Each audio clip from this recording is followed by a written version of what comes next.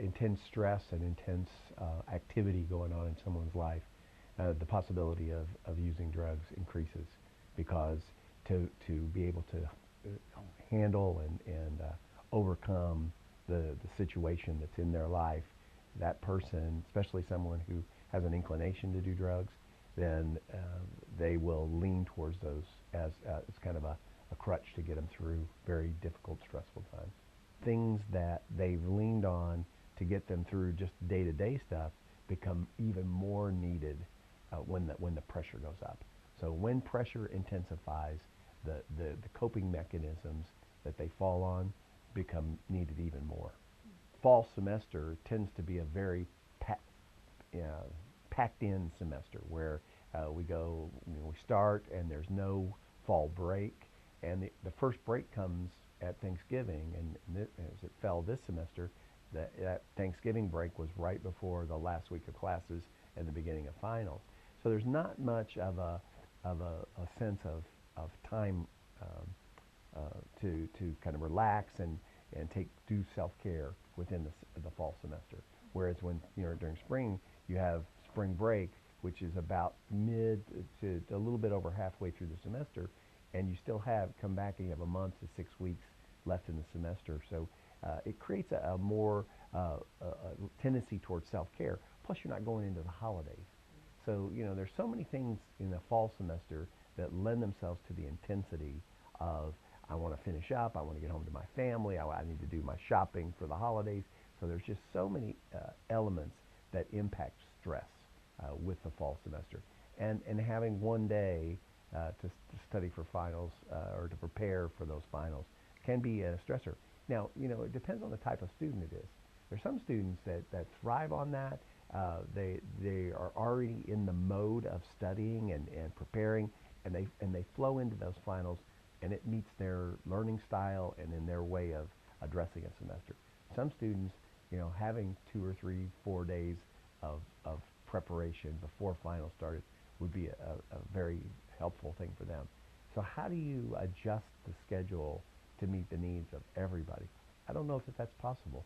So I think what the administration does, I think what all of us who are part of the educational process look at is, how do you do this in a way that's most economical and gets people out at a time that they can enjoy, a nice break in between semesters. So I think that's ultimately what it comes down to. It's a need to do well and to really push the envelope as far as how well they're doing, then it lends towards a tendency to take stimulants to try to increase the amount of availability of study time and alertness to do as well as they can with that final. Staying up late and studying and then having to get up, and how do you get up and how clear-headed are you? So maybe take a little something at that point. I mean, there's just so many dynamics that for somebody who feels like they could take a pill to try to impact that sense of how they're doing, it just really intensifies it and makes it much more available for them. It's the go-to, it's the fallback whenever there's a stressful situation. Then and the more that works for them, right? They find positive results from it. It leads itself towards an addictive situation because now they're going to not just do it when those stressful times happen, but it'll become a day-to-day kind of situation. Through finals time, remember that you have the knowledge that you've gained throughout the semester. You have the experiences that you've had. You're going to face these final tests based on what you've done all semester long. And if you're not prepared, no medication, no taking a drug is going to increase your level of academic prowess, right? All it's going to do is intensify your focus, right? It's not going to give you additional information. It's not going to let you perform better. So I always say to people, trust that you know what you know, and you're going to do as well as you've prepared to do. And if you trust that, get good sleep, be with people who are positive about the test, not the people who are negative and putting out a lot of fear and worry, but be around people who are going to say, we're going to do well on this, and we're going to how well we prepared is going to show in the finals that we take. And so if you're around people like that, if you're taking care of yourself, getting as much sleep as you can, and getting out and exercise, giving yourself a break, some positive breaks. Um, just all the normal things that we do to take care of ourselves. Eating well, sleeping well, being around positive people. I think that creates an atmosphere to do well during final time. Great. There are a lot of different kinds of ways that students can help manage their stress, especially during the final exam season. Um, Probably good basic self-care is the number one way to help prevent a lot of, difficult kind of stress reactions. So things like getting enough sleep, getting enough to eat, not overindulging in things like alcohol, all of those kinds of real basic kinds of self-care techniques are a really good way to prevent anxiety and stress from getting out of control. Um, Also, while studying, it's a really good idea to take a lot of breaks. A lot of times people have a strategy of, I'm just going to study for 7 hours straight. And that usually doesn't work because there's sort of a law of diminishing returns in terms of concentration level. And if you notice that your concentration level is decreasing and it seems like you're learning and retaining less, that can increase your anxiety and your fears about, oh no, what if I don't do well on this exam? So taking lots of break, allowing your mind to kind of reset and clear a little bit before returning to a difficult task is always a good strategy. Exercise can be a very good way to manage stress. Um, it's a way to kind of care for your body, but I think it's also a way to sort of clear, your body of some of those stress hormones that can cause people to feel, very anxious or irritable or like things are out of control. Center is a terrific resource in terms of, taking that break from studying, getting that exercise like we were talking about.